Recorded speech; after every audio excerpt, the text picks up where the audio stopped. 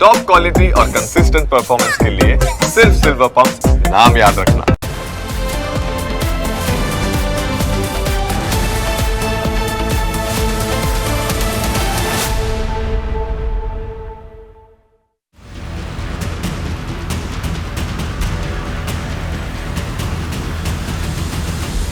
सात દિવસમાં વજન ઘટાડો, ખાવાનું ઓછું કર્યા વિના વજન ઘટાડો, વજન ન ઘટે તો પૈસા પાછા. આવી લોભામણી લાલચોમાં આવશો તો તમારું વજન ઘટે કે ના ઘટે પણ કૌભાંડીઓનું બેંક બેલેન્સ જરૂર વધી જશે. વેઇટ લોસના નામે આખા દેશમાં ચાલતા આ કૌભાંડનો પર્દાફાશ થયો છે, જેને 150 યુવતીઓ ચલાવી રહી હતી. તમારી સાથે કેવી રીતે છેતરપિંડી કરવામાં આવી રહી છે, શું છે આખું કૌભાંડ, કેવી રીતે આ કૌભાંડ પકડાયું, તેની આજે વિગતવાર વાત કરીશું.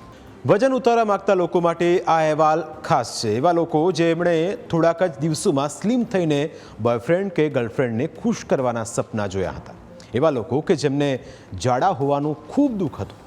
અહેવાલ જોશો તો જાડાપણું તમને દુઃખદાયક નહીં લાગે, કારણ કે જે લોકો પાતળા થવાનું સુખ પામવા ગયા તેમને કરોડોનો ચૂનો લાગ્યું છે.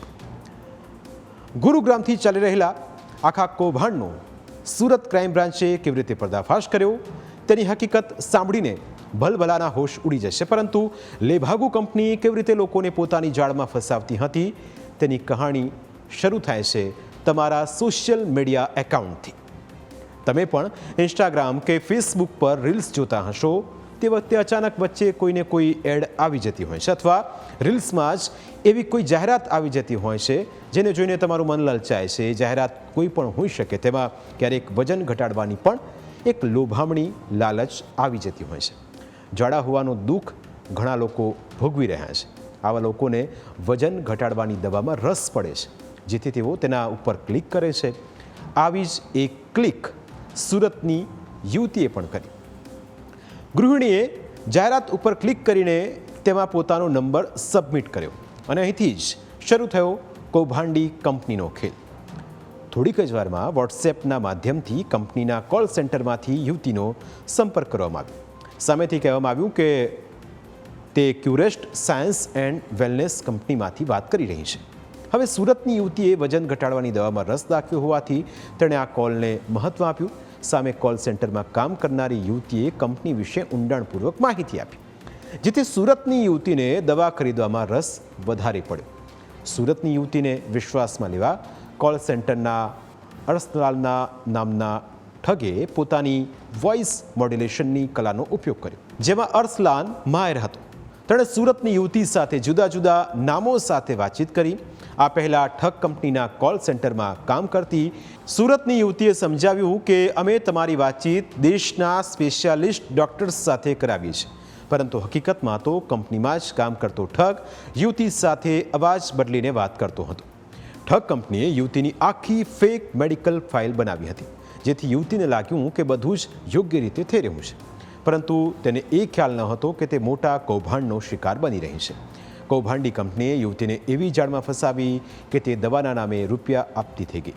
થોડા કરીને યુવતી પાસેથી ઠગ કંપનીએ રૂપિયા 1.77 કરોડથી વધુ પડાવી લીધા. ચોંકાવનારી વાત તો એ હતી કે રૂપિયા 15,000 સિવાય બીજા તમામ ટ્રાન્ઝેક્શન રોકડમાં થયા.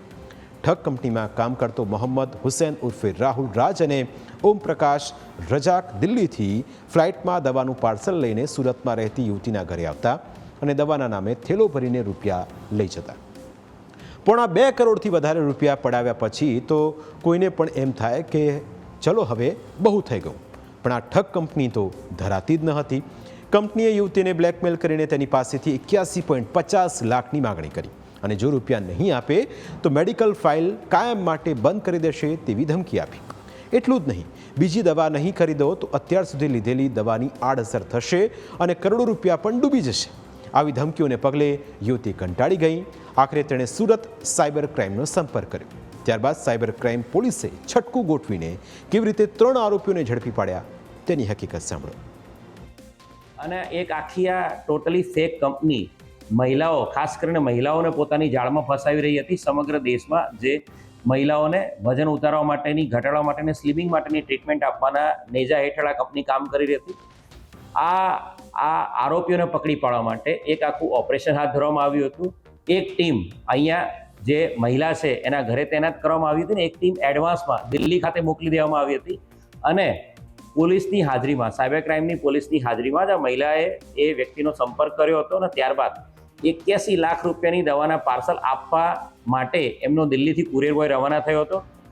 સાયબર ક્રાઇમની સુરતની ટીમની ફરિયાદના આધારે ત્યાં ગુરુગ્રામ હરિયાણામાં ગુરુગ્રામ કવિશ્રેટમાં પણ એક અલગથી એક FIR સાયબર ક્રાઇમ અંતર્ગત દાખલ કરવામાં આવી છે. આ જે આખો સમગ્ર બનાવ છે એની અંદર કુલ અત્યાર સુધીમાં 3 આરોપીને પકડી પાડવામાં આવ્યા છે, જેની અંદર જે કુરિયર બોય તરીકે નોકરી કરતો મોહમ્મદ હુસૈન, જેણે પોતાની ઓળખ રાહુલ રાજ તરીકે આપી છે, અને ત્યારબાદ એ કોલ સેન્ટરમાં કામ કરનારી છોકરીઓ હેના અને નિશા કુમારી, જેમણે પોતાની ઓળખ તન્વી શર્મા અને પ્રિયા ગુપ્તા તરીકે આપેલી છે. આ 3 આરોપીને અત્યાર સુધી ધરપકડ કરવામાં આવી છે. દિલ્હીથી રવાના થયેલા કુરિયર બોય સુરતની યુવતીના ઘરે પહોંચતા જ ત્યાં હાજર પોલીસે આરોપીઓને ઝડપી પાડ્યા, જ્યારે અન્ય એક આરોપીને દિલ્હીથી ઝડપી પાડવામાં આવ્યો છે. આમ કુલ 4 આરોપીઓ પોલીસના સકંજામાં આવી ગયા છે. પોલીસના દાવા પ્રમાણે કંપનીના 2 ડિરેક્ટર અમિત ગૌરવ અને પંકજ શર્મા 2021થી કંપની ચલાવતા હતા. આ કંપની સોશિયલ મીડિયા પર લોભામણી જાહેરાતો આપે છે.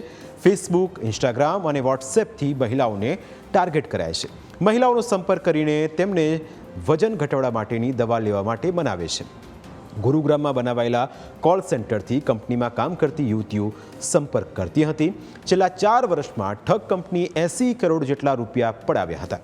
કંપની લોકોને જે દવાઓ આપતી હતી તે દવાઓ પણ નકલી હતી.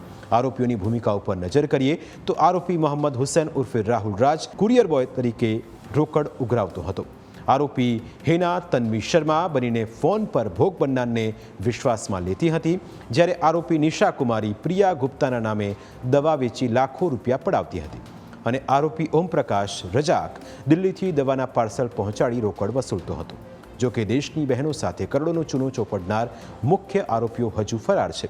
અમિત ગૌરવ અને પંકજ શર્મા નામના બંને આરોપીઓ હજુ પકડાયા નથી. આ ઉપરાંત આરોપી દીપક મેનેજર તરીકે સમગ્ર રેકેટને સંચાલિત કરતો, જ્યારે અસરલાલ નામનો આરોપી વોઇસ મોડ્યુલેશનની ડૉક્ટરના અવાજ કાઢીને મહિલાઓને વિશ્વાસ અપાવતો હતો, તે પણ હજુ ફરાર છે. પરંતુ સોશિયલ મીડિયાના આ યુગમાં સાવચેત રહેવું જરૂરી બની ગયું છે, કારણ કે તમારું ખિસ્સું અને બેંક બેલેન્સ ખાલી કરવા માટે અત્યારે અનેક ઠગ કંપનીઓ સક્રિય બની ગઈ છે. પ્રાઇમ 9માં સમય થયું છે બ્રેકનો. બ્રેક બાદ અન્ય મુદ્દા વિશે વાત.